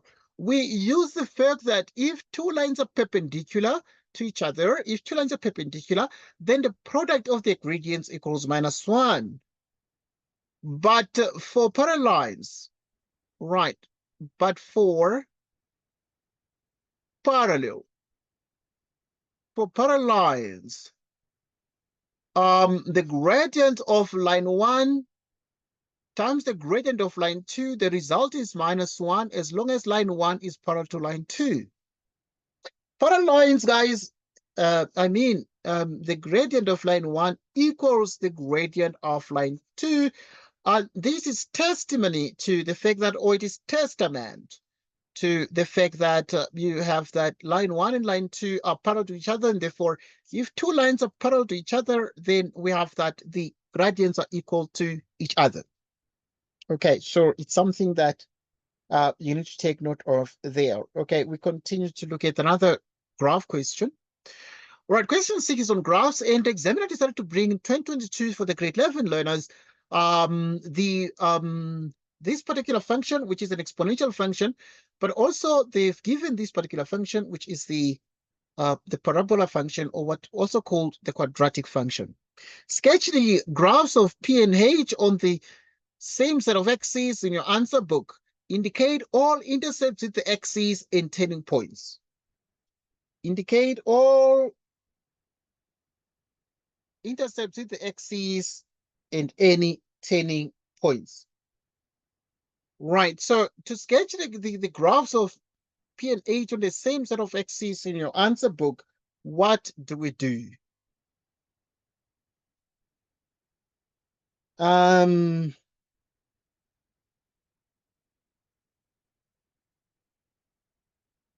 Right, let us sketch these graphs on the same set of axes in the answer book, indicate all intercept the axis. Okay, very, very straightforward, these here. Okay, let us sketch quickly. Right, so we're going to look at 6.1. Let us draw quick sketches here, like so. Okay, this is the x and this is the y. Okay, the exponential function, this one here, it's a graph that is gonna, if you put x equal to 0, you have 4 to the power 0, which is 1. So it's gonna cut at 1 here. And it is said to be an increasing function. Right, it is an increasing function. Not just increasing function, it is an increasing exponential function. Right, it is an increasing exponential function. So something you need to take note of. Okay, now this one, this quadratic, is very interesting to us, but it has a vertex, also called the turning point. The vertex of the graph occurs at 1 and minus 8, where x is 1 and y is minus 8. X is 1 and y is minus 8. This graph here has, we must know the y-intercept. The y-intercept is going to occur when, right, we must know the y-intercept. So for the y-intercept, you let x be 0. So which means h of x is 2x minus 1 squared minus 8, which means 0 minus 1 squared minus 8. And then you have 2 minus 8, which is a minus 6. Which is exactly minus 6. Okay, pay particular attention because you have a minus 6 here. And this is the y-intercept. When x is 0, y is minus 6. So it's going to be exactly cutting through minus 6 here. Okay, which is 0 and minus 6. Okay, now there's something called the x-intercept. So with the x-intercept, you let y be 0 here, which means 2x minus 1 squared minus 8 equals 0, which means x squared is equal to 8 divided by 2, giving us a 4. Taking the square roots both sides, you have x minus 1 equals plus or minus 2, which means x is 1 plus or minus 2. Okay, let's look at this here. This means, therefore, you have 1 plus 2, or x equals 1 minus 2, which means x is 3 or x is minus 1. And obviously, this happens when y is 0. X is 3, y is 0. X is 1, y is 0. So x is 1, but also x minus 1, excuse. Okay, because 1 minus 2 is a minus 1. So it's gonna cut, therefore, at minus 1 and 3. Right, let me use the green color just to create a difference. Everything is red now. Right, so here 1 minus 2 is clearly a minus 1, so it's going to cut here, it's going to cut here, y-intercept, and it's going to just be like so.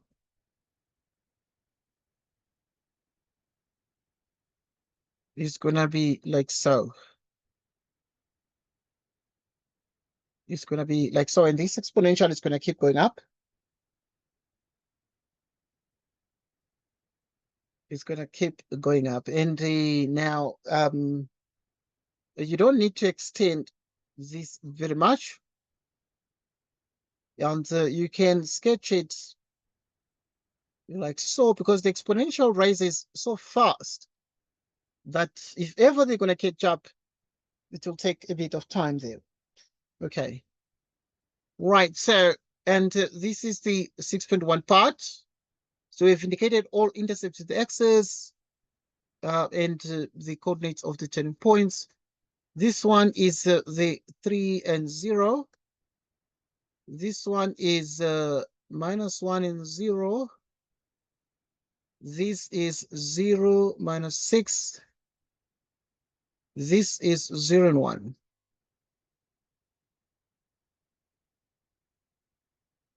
Okay.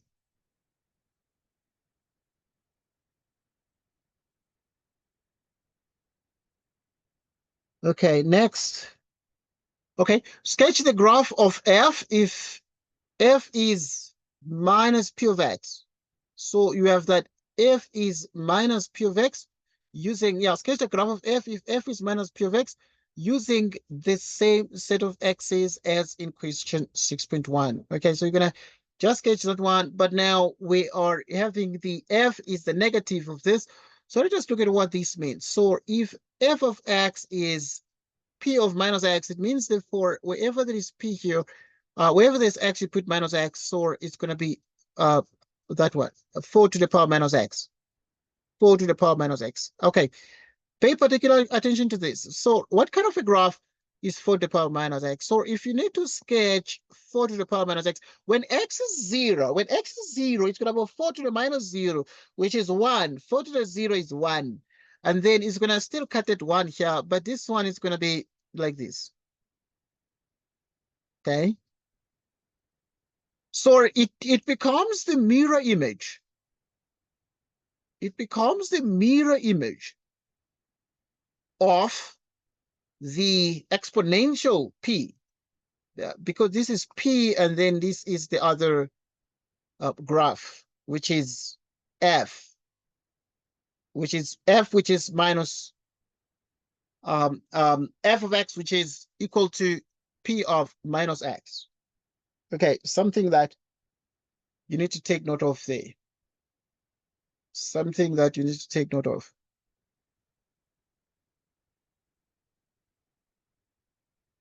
Something you need to take a particular note of. Okay, yeah, sketch on the same set of axes. So this one is the graph of f, where f of x is p of minus x, but we've already seen, I mean, the f of x equals equals 4 to the minus x. Okay, just note that, and we've graphed these they're on the same set of axes, and it is all good and well. Next point. Next point. Okay, let's continue and see what else we have to do here.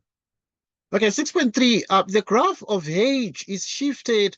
So obviously we have the graph of h, and h is this one, which is 2, open bracket, x minus 1 squared minus 8. But let's look at the shifts.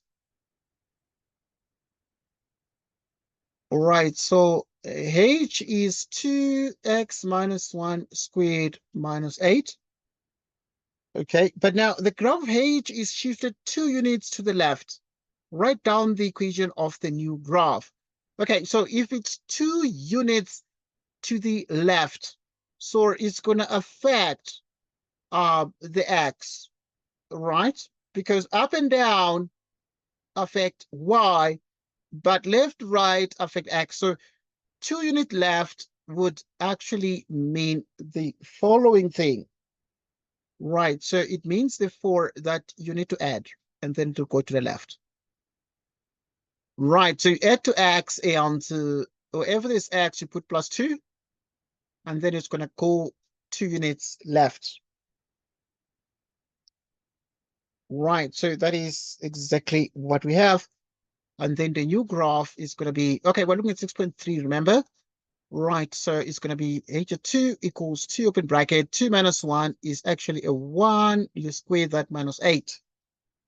Right, and that is the answer. So write down the equation of the new graph. Okay, you can write the new graph as h of x plus 2, and this is 2 open bracket x plus 1 squared minus 8. And this is nothing other than 2 units left. Show algebraically that p of show algebraically that p of x plus 1/2 is 2 px. Okay, let's just show using algebra. So now we're gonna take the function p. We remember that the function p of x is 4 to the power x. I'm not just inventing this, but we're given that p of x equals 4 to the power x. We're given that. So p of x equals 4 to the power x, which means that we have x plus 1/2, which is 4 to the power x plus 1/2. So, and like I said before, when dealing with exponents, is always your hint to make sure that you split the powers like that, so that this is 4 to the power and that. And what is the square root of 4? Okay, 4 to the power 1/2 is like the square root of 4, and it is square root of 4 is 2, so that you have 2, you can put the 2 in front, 4 to the power x. And this 4 to the power x, it's still our p here, so that this is p of x. P of x plus 1/2 is 2p of x, like this. 2p of x, like that. And that is the answer. And this becomes the answer. This becomes the answer. Okay, we continue with the next question. So obviously, I mean, therefore, the conclusion is it is true that for this particular question and the exponential function, specific exponential function, p of x plus 1/2 is 2 times p of x, like this. Next point. Next point. Right, so if you look at question 7, it's one more problem that, one more question that we need to solve, and we understand that we have gone beyond time, but obviously we started a little bit after time as well. But we have question 7 to do on what we call the rectangular hyperbola. We have had a fair share of practice on the straight line function. We looked at what we call the straight line graph. Right, we looked at the parabola. We looked at the exponential. Very nice paper. Exponential function. Not only the exponential function, but we looked at both increasing and decreasing. We looked at both increasing and decreasing. We looked at both increasing and decreasing. Okay, now the sketch below represents a graph of f of x equals this. T is the point on f. Here it's t. This is the point on f. What is an increasing exponential function? This one is increasing because the graph is like this. Or when x increases, it increases. And there's this other one, we said that it is like this. I mean, the other way around. Right, so we have the other one that is just this way. So this one is called the decreasing function, 4 to the power minus x. Right, so our sketch below represents this particular one, and t is a point on f. Determine the values of a, p, and q. So in the a and determine the values of a, p, and q, we have the following. Right, so we have a point. Now this one here are the things. So you have x equals 4 here, and you have y equals 2. And obviously this always relates to the q there. So it means that clearly our q equals 2. All right, so the q is the easiest one to quickly get because it relates to y. Now, there's something also about the p, because now at this point, we have that x equals 4. So what you do is you write x equals 4 like that, and then you write x minus 4 equals 0. And now the p is what sits here, and you can see clearly that p itself is positive 4, and we found those, and it remains to find the numerical value of a. Right, so we're going to use f of x, which equals a divided by x minus p plus q. And obviously, this graph passes through t with the coordinates 5 and 3, which is x and y. So y is 3 equals a divided by the x is 5 minus 3 plus the q, and right, so okay, no, I need to change something. Let me first write the following to make it easier to understand. um right, so obviously we've already found the p and the q. Let's just plug them in. So you would have the full that this is x minus 4 and the q is 2, but this is through, okay. It is through the point, this is through the point T with the coordinates 5 together with 3. Right, so it is that sort, which means it's x and y. So that y is 3 here, the x is 5 plus 2, which means that it is 3 equals 5 minus 4, it's 1. You divide here, which means that a, you transpose 3 minus 2, it's a 1. And therefore, you have f of x equals, so you plug in the a, which is 1, over x minus 4 plus 2. Okay, I mean, it means the following. It means that a is 1, p is 4, q is 2. Okay, you've already got the values over there. Okay, so, and this was the answer to the first question, 7.1. We move to 7.2 next to solve that one. Okay, this one is called the rectangular hyperbola. Rectangular hyperbola. Write down an equation for h of x if h is the graph of f where a is negative. Write down an equation for h of x if h is the graph of f where a is negative. Let us look at this one, 7.2. To write down an equation for h of x if h is the graph of f where we have that a is negative. So let us continue to tackle this one. And we tackle this one as follows.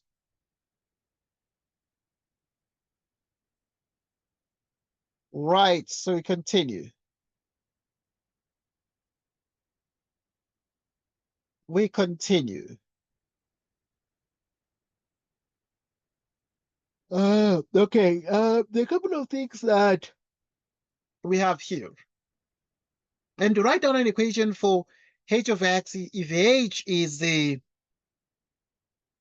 graph of f where a is negative. Okay, let us look at this very carefully.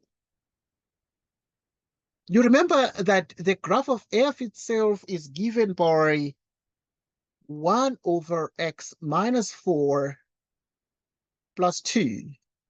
Right, if where a is negative, that would mean therefore you have the graph of f of x, but it's at the top and it's negative, so it's minus 1 over x minus 4 plus 2, like this.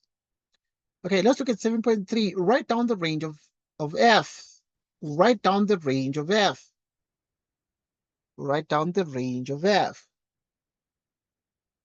Write down the range of f. And to write down the range of f, we proceed as follows. We proceed as follows. So now you need the range of f. Right, so The range of f, obviously, it's just going to remove this one, okay? Obviously, 1 over x minus 4 plus 2 is the graph. And the range, therefore, is going to contain y element of real numbers such that y itself is not 2. Okay, so this becomes the range. This is actually the range there. All right, so obviously we just restricted the part of this one, which is the horizontal asymptote, and we will remove the horizontal asymptote from the thing, from the real numbers. We say y is must not be 2. Okay, the domain, they did not ask us the domain. Let us practice with the domain. So the domain is going to be also all the real numbers such that x is not 4. X is not this one. X is not 4. If the graph of f is reflected in the line y equals minus x, the new graph coincides with the graph of y equals f of x. Determine the value of c. Let's look at that one. Determine the value of c. So now at this point, there are a couple of things that remain very, very important. So at this point in 7.4, we're dealing with a concept called the axis of symmetry. Right, dealing with the axis of symmetry, note that symmetry is what? There are two axes of symmetry that we learn. One axis of symmetry is y equals x minus p plus q. And the other one is y equals minus x minus p plus q. We've already seen that p is 4, q is 2, which means y equals minus 4 plus 2, and y equals minus 4 plus 2. Minus that, and y equals minus x minus 2.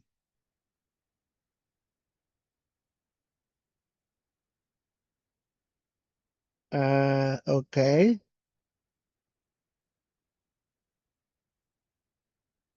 All right, all right, all right, all right.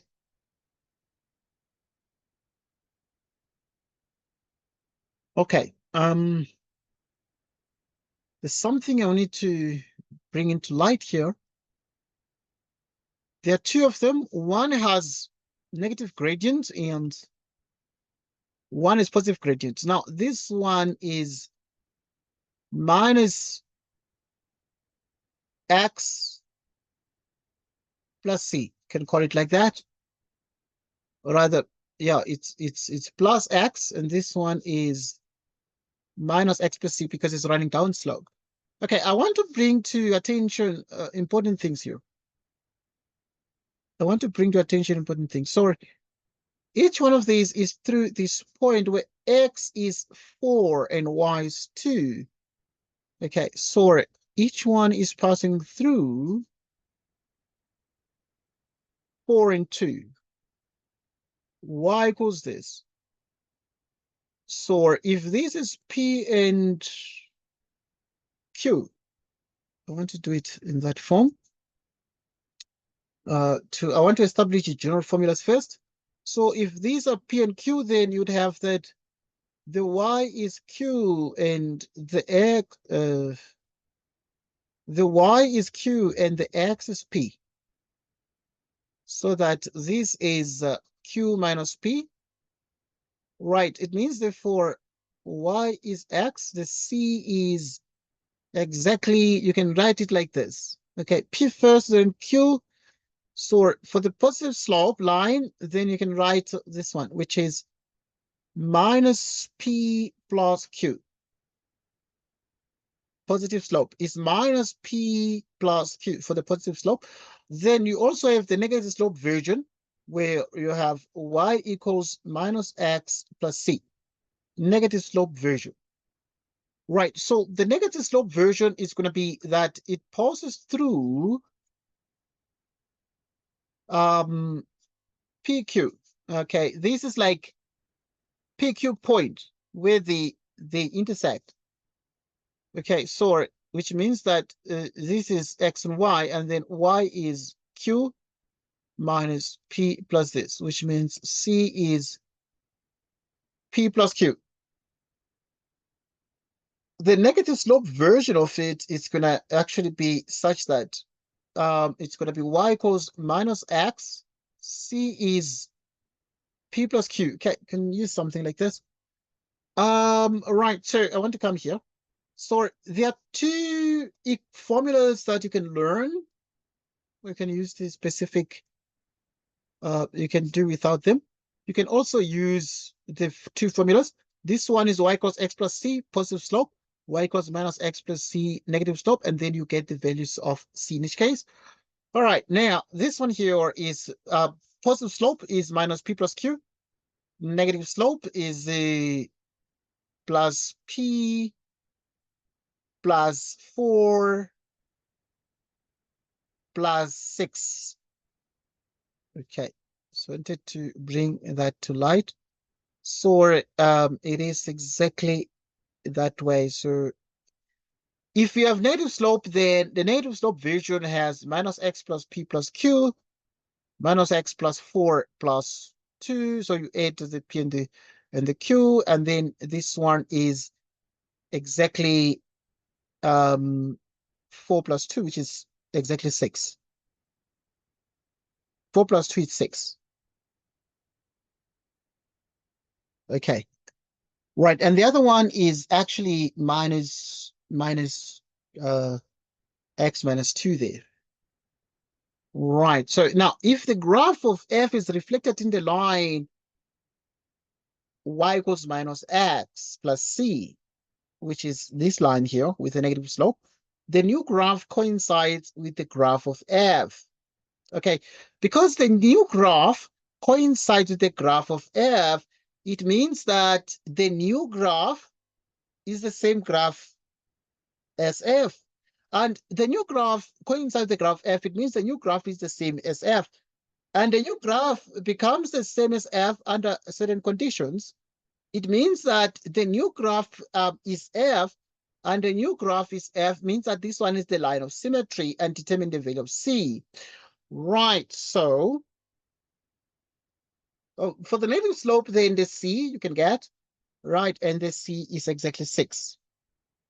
Right, so you have Y equals minus X plus 6. That is what we've got, which means C is equal to 6.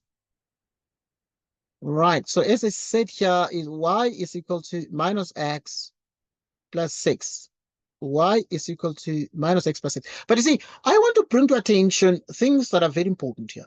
Because another student can come to this and say Y is equal to minus X plus 6 here.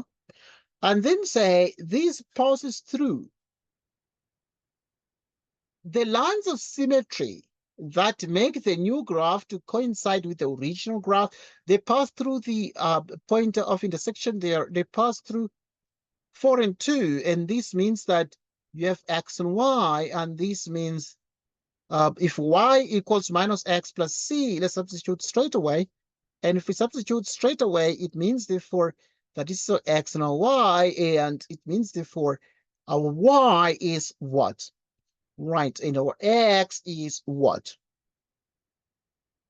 It means therefore our Y is 2, and our X is minus 4 plus C. Okay, you transpose the minus 4 so that C becomes 2 plus 4, 6. That is already the value of 6. You just come here and say C equals 6. All right, so the next discussion is going to be on the mathematics paper 2, and I'm sure that we shall have an exciting time. It was awesome having a discussion on this. Any question there, Tando? Any question that you'd like to ask before we shut down our lesson for today? Any question, any remark, any query? No query. No question, Tando. Thank you so much, Tando. It was awesome having you participating. I'm going to post a video in the next couple of minutes. From us, it was awesome having a discussion with you tonight. Until next time, goodbye. The video is coming on the WhatsApp group. The questions are coming on the WhatsApp group. You can practice with the questions, try the questions, and check the answers on the video. All is well. Thank you, and goodbye to you. Bye.